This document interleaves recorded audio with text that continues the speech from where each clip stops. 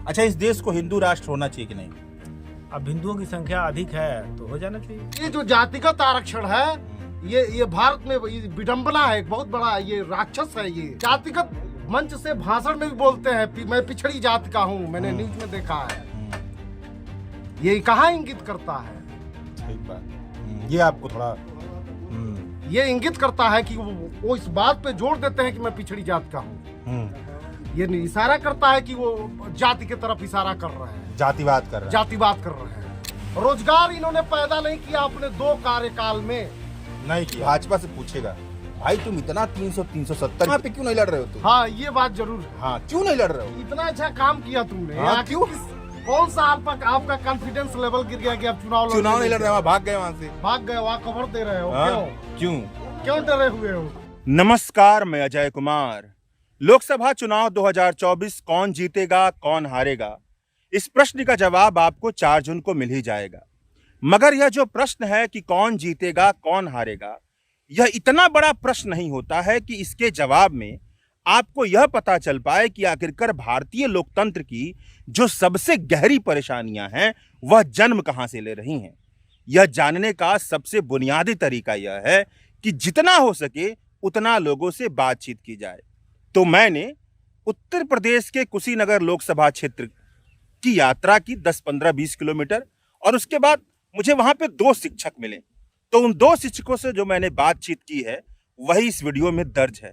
तो थोड़ा आप भी उस बातचीत को देखिए और समझिए कि जब हमारे समाज में, भारतीय समाज में इस तरह की कच्ची समझदारी वाले शिक्षक होंगे तो कैसे लोकतंत्र की सबसे गहरी परेशानियां खत्म हो सकती हैं। तो सुनिए इस बातचीत। ये कुशीनगर लोकसभा है और यहाँ पर देखिए ये डुमरी कस्बा है और ये चाय की दुकान, और चाय की दुकान में दोपहर या मेरे ख्याल से 3-4 बज चुके हैं। जीवन का आनंद ले रहे हैं लोग। तो इनसे ही समझते हैं भारत किस दिशा में चल रहा है। गुटखा खाना स्वास्थ्य के लिए कैसा है? अच्छा है। क्यों? बड़ा शानदार जवाब दिया। अच्छा है, कैसे अच्छा है? सब लोग खाता है तो अच्छा ही ना है।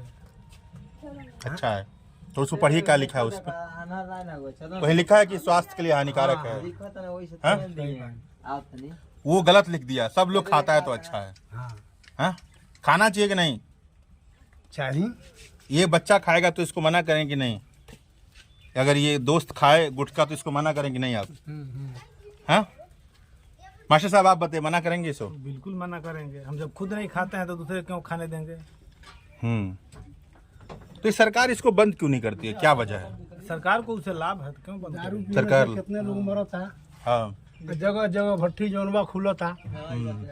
ये मंचाबरा खुल गई, मठिया खुल गई, चिरकोड़ा खुल गई, डुमरी चौराहा खुल गई, पड़री खुल गई। जैसे खराब रही तो लोग पी गुटखा। जवाब, उनके तर्कों का थोड़ा जवाब दीजिए। क्या, कैसे आप मान लीजिए कि आप शिक्षक हैं तो कैसे उनको समझाएंगे थोड़ा? यही बताइए, उस पर सरकार बेच रही है ठीक है, लेकिन उस पर चेतावनी भी लिख दी है कि स्वास्थ्य के लिए हानिकारक है। तो अब बताइए, तो सरकार का क्या दोष है? मान लीजिए मार्केट में जहर भी बिक रहा है, अमृत भी बिक रहा है। खरीदने वाला जो खरीदेगा वो खाएगा। अब अमृत खरीदेंगे तो उसका लाभ कुछ और होगा, जहर खरीदेंगे तो उसका लाभ नुकसान कुछ और होगा। तो सरकार भाई अपना तो सब लोग ₹2 कमाने में लगे हैं, सरकार भी कमा रही है। दारू बेच के, गुटखा बेच के। अब खाने वाला, जैसे हम नहीं कुछ खाते पीते हैं, हाँ हम नहीं कुछ खाते पीते हैं, तो हमको उससे क्या मतलब है? अच्छा ये बताइए मास्टर साहब, मांस मछली खाना अच्छा है कि नहीं? देखिए, वो भी अच्छा नहीं है। अच्छा नहीं है मांस मछली खाना? वो भी अच्छा नहीं है। क्यों? क्योंकि अब धार्मिक दृष्टि से इसको जोड़ के देखा जाए तो जीव हत्या दोष है। इस वजह से जो है मांस नहीं खाना चाहिए। मांस नहीं खाना चाहिए। जीव की हत्या हो रहा है, बलि हो रही है। तो अगर सरकार कहे कि इस पे प्रतिबंध लगा दे तो एक अच्छा फैसला होगा सरकार का। अच्छा ही रहेगा, बढ़िया रहेगा। और जो धर्म को नहीं मानते हैं उनके लिए? अब जो धर्म को नहीं मानते हैं तो कुछ भी कर सकते हैं। और जो जिनके धर्मों में अलाउ है उनके लिए? जब कहीं किसी के धर्म में अलाउ नहीं है। किसी के धर्म में नहीं अलाउ है? जहाँ तक हम जानते हैं कहीं अलाउ नहीं है। हाँ, मांस के लिए कुछ ऐसे जगह हैं दुनिया में जहाँ अन्न नहीं मिलता था। तो वहाँ के लोगों का जीवन कैसे चले, इसके लिए लोग मांस खाना शुरू किए। और उसी को देख करके आज हमारे यहाँ भी एक परंपरा चल गई है कि बिना मांस के काम नहीं चल रहा है। जबकि हमारे यहाँ खाने के लिए तमाम अन्न पड़ा हुआ है, अन्न के भंडार है, प्रकृति दे रखी है, उसका सेवन करें तब भी हम ठीक रहेंगे। जो नहीं खाता है मांस मछली, उसका भी शरीर देखिए उसी तरह से चमक रहा है। तो इससे कोई बहुत मतलब नहीं है, नहीं खाना चाहिए। मान लीजिए हमारा संविधान कहता है हम किसी के खान पान पे, हम किसी के रहन सहन पे धर्म के आधार पर कोई प्रतिबंध नहीं लगाएंगे, और सरकार कहे कि मांस खाना गलत बात है, प्रतिबंध लगना चाहिए और संशोधन कर दे तो ये उचित संशोधन होगा। संशोधन कर दे तो सही है, सही संशोधन है। हाँ, बिल्कुल है। तो उसको संविधान का तोड़ना मरोड़ना नहीं कहा नहीं जाएगा। कहा जाए, क्योंकि संविधान में सबके लिए समान अवसर अधिकार दिया गया है। हाँ, तो जब संविधान से सारा काम होगा हाँ। तो सब सही है। जो भी संविधान कहेगा उसके तहत चलिए तो सही है। वही तो कह रहे हैं कि संविधान ये नहीं कहता है। भारत का संविधान जो खान पान पर प्रतिबंध लगाने की बात है, वो धर्म के आधार पर खान पान पर प्रतिबंध नहीं लगाता है। जैसे कि आपने कहा कि धार्मिक आधार पर हम इस पर प्रतिबंध लगा सकते हैं, लेकिन अगर सरकार कहती है कि भाई धार्मिक आधार पर हम प्रतिबंध लगाते हैं, मांसाहार जो है उसका सेवन अब नहीं होगा, तो क्या ये संविधान के मुताबिक सही संशोधन होगा? अगर संविधान के मुताबिक नहीं तो सरकार संविधान तोड़ेगी। नहीं तोड़ेगी। अच्छा, इस देश को हिंदू राष्ट्र होना चाहिए कि नहीं? अब हिंदुओं की संख्या अधिक है तो हो जाना चाहिए, हिंदू राष्ट्र हो जाना चाहिए।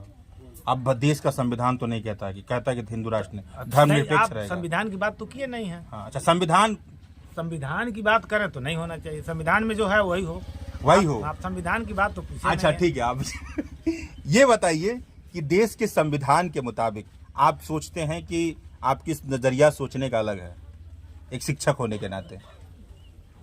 क्या अगर मैं आपसे मैं पूछूं कि आपकी जो विचार है वो देश के संविधान के मुताबिक आपका विचार बनता है या उससे अलग बनता है? नहीं, संविधान के हिसाब से ही बनता आपका बनता है। तो मैं अगर पूछूं कि यह देश हिंदू राष्ट्र होना चाहिए या धर्मनिरपेक्ष राष्ट्र होना चाहिए, तो आप किसे चुनेंगे?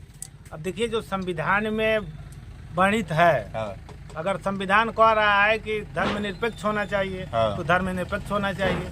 ठीक अगर संविधान कह रहा है हिंदू राष्ट्र होना चाहिए तो हिंदू राष्ट्र होना चाहिए। संविधान कहता है कि भाई हिंदू राष्ट्र नहीं होना तो चाहिए, नहीं होना चाहिए। नहीं होना चाहिए। हाँ, तब नहीं होना चाहिए, तब ठीक है। धर्मनिरपेक्ष होना चाहिए। और सभी अगर धर्मों का आदर होना चाहिए, सम्मान होना चाहिए। और अगर संविधान तोड़ करके बना दिया जाए कि हिंदू राष्ट्र होगा तब होना चाहिए? तो ठीक है, वही बात है, हम बात सबकी मानेंगे, लेकिन खूंटा वहीं रहेगा। तो फिर आप जो मन करे सो करिए। हाँ, संविधान तोड़ दीजिए या दूसरा बना हाँ, दीजिए। ठीक बात है, ठीक बात है। ठीक। जब एक दूसरे को लेके चलेंगे ना, एक दूसरे का मान सम्मान देख के चलेंगे तो गलती नहीं होगी। जब केवल अपना ही देखेंगे तो गलती जायज होगी। आरक्षण मिलना चाहिए मुस्लिमों को। आरक्षण जब सबको मिलता है तो उन सबको को मिलना चाहिए। मुस्लिमों को मिलना हाँ, चाहिए। जब उसमें भी जो दलित हैं, गरीब हैं, उनका भी विकास होना चाहिए। ठीक कह रहे हैं ये? नहीं कह रहे हैं? ठीक। क्यों? आरक्षण को हटा देना चाहिए संविधान से, क्यों? मेरे अनुसार खत्म कर देना चाहिए। खत्म कर देना चाहिए। हाँ, क्या नाम है आरक्षण रखना भी चाहिए। आपका? क्या नाम हो आपका? नीतीश कुमार तिवारी। हाँ, बताइए।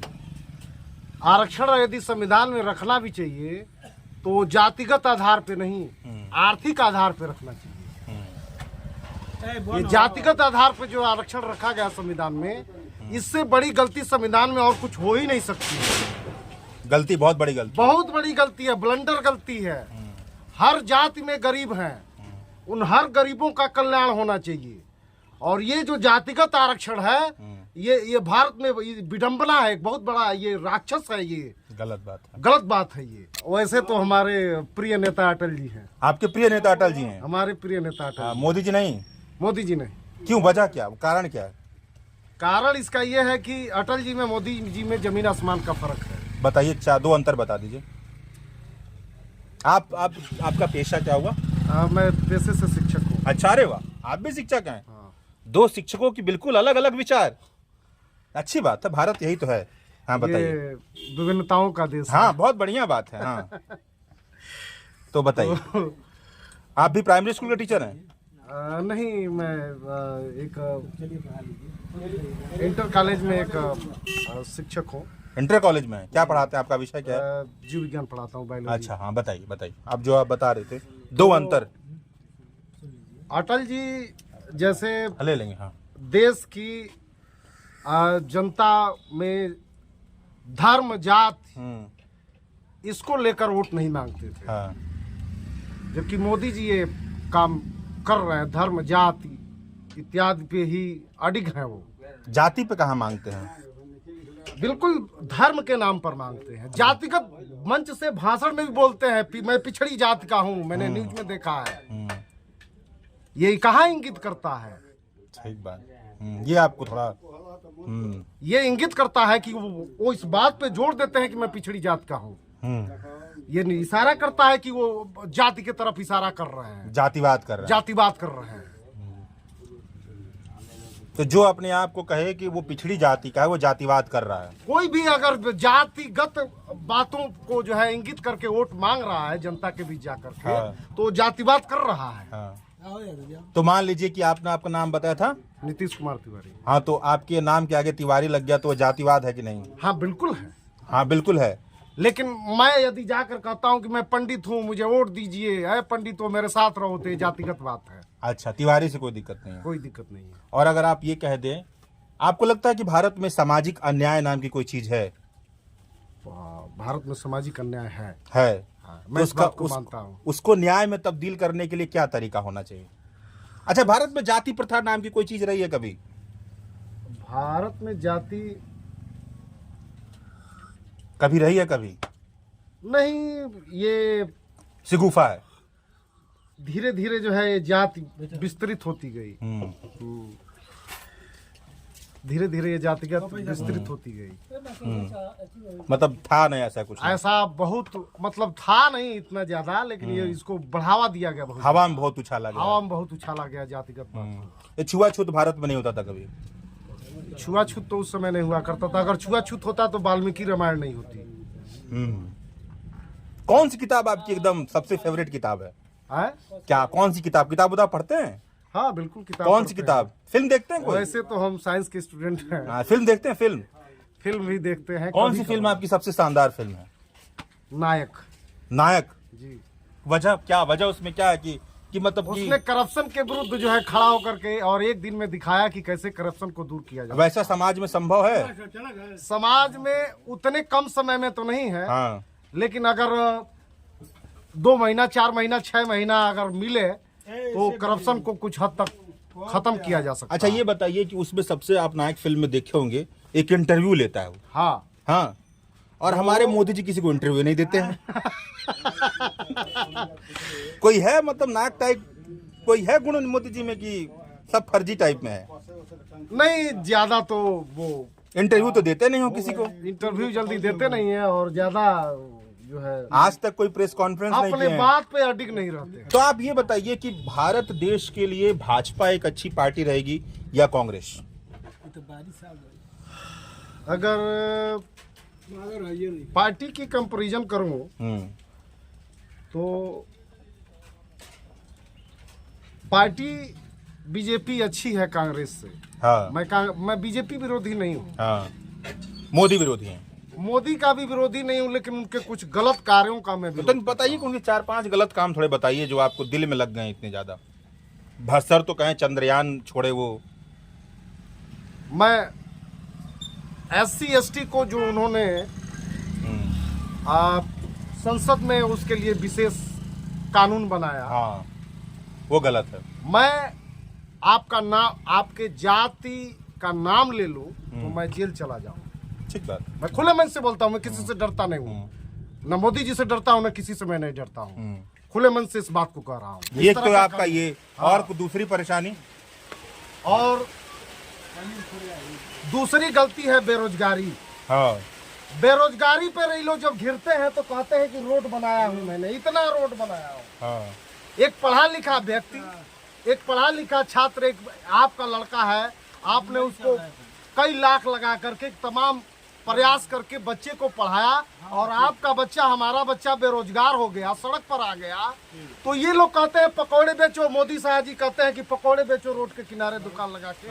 ये जो है क्या है, ये व्यवसाय है, ये धंधा है, बिजनेस है। इस बिजनेस करो, नौकरी करने की जरूरत नहीं है। ये भी गलत है, बिल्कुल गलत है। रोजगार इन्होंने पैदा नहीं किया अपने 2 कार्यकाल में, नहीं किया है, बिल्कुल नहीं पैदा किया।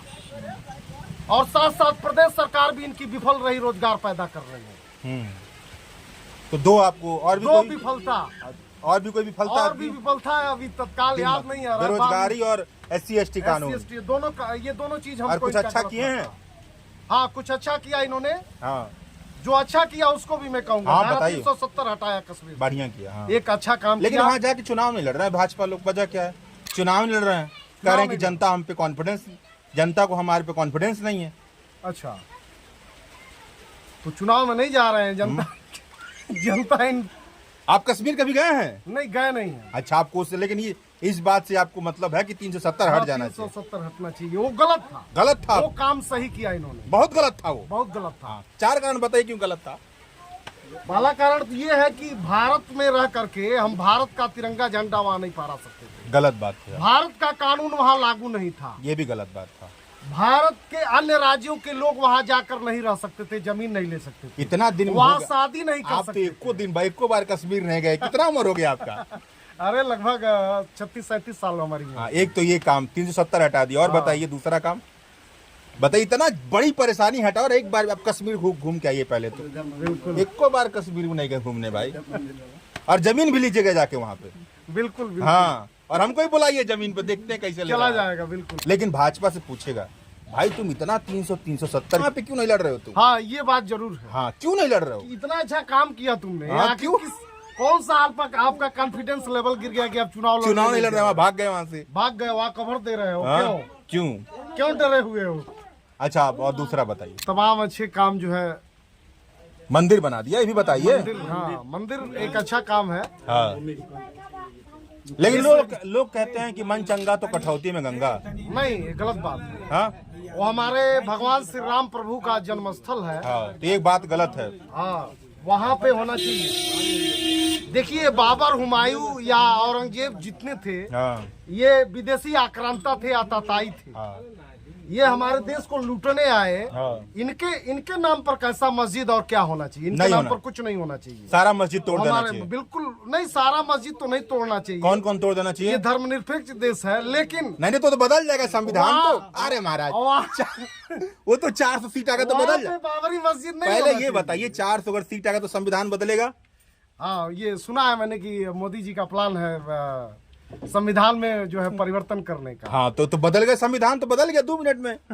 हाँ, उसके बाद कौन कौन मस्जिद तोड़ेंगे बताइए थोड़ा। भाई मस्जिद, हमारा देश धर्मनिरपेक्ष है, मस्जिद नहीं टूटना चाहिए। अभी तो कह रहे हैं तोड़ देना है। नहीं, मैं कहाँ कह रहा हूँ, ये सुनिए। मैं अयोध्या में बाबरी मस्जिद नहीं होना चाहिए। और काशी वाला मस्जिद टूटना चाहिए। काशी का मस्जिद भी टूटना चाहिए, हाँ, मथुरा वाला, और मथुरा वाला भी टूटना चाहिए। और भी कोई 3-4 नहीं, ये बनाइए, 3 धर्मस्थल है हमारे हिंदू। ये तोड़ देना चाहिए। ये एक पास नहीं होना चाहिए, दूर दूर होना चाहिए। जरूर मस्जिद रहे, लेकिन हमारा उनके पास न रहे, उनका हमारे पास न तो रहे। ये 3 मस्जिद अगर तोड़ देंगे तो बढ़िया हो जाएगा। हाँ बिल्कुल।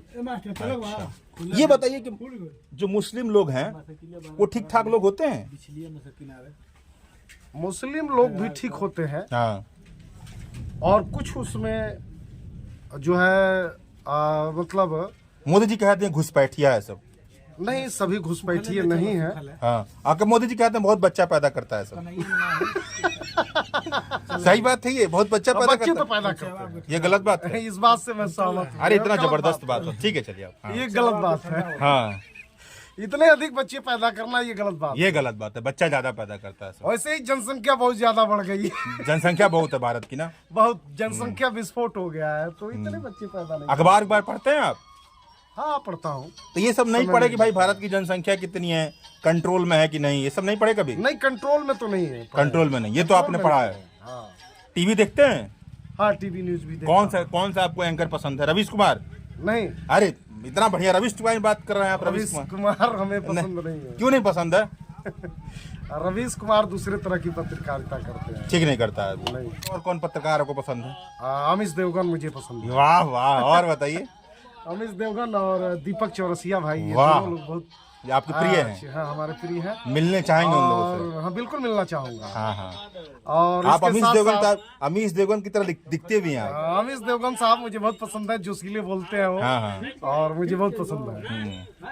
साथ साथ ये दीपक चौरसिया जी, हाँ, ये भी मुझे बहुत पसंद है। ठीक है, चित्रा त्रिपाठी जी है, यही पसंद है अंजना आपको? कश्यप जी है। बहुत बढ़िया। ये लोग अच्छे। अर्नब गोस्वामी?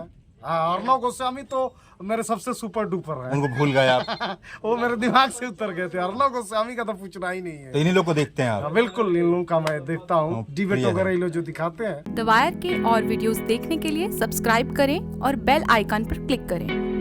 स्वतंत्र पत्रकारिता की आर्थिक मदद करने के लिए डिस्क्रिप्शन में दिए गए लिंक पर जाएं और अपनी राशि चुनें।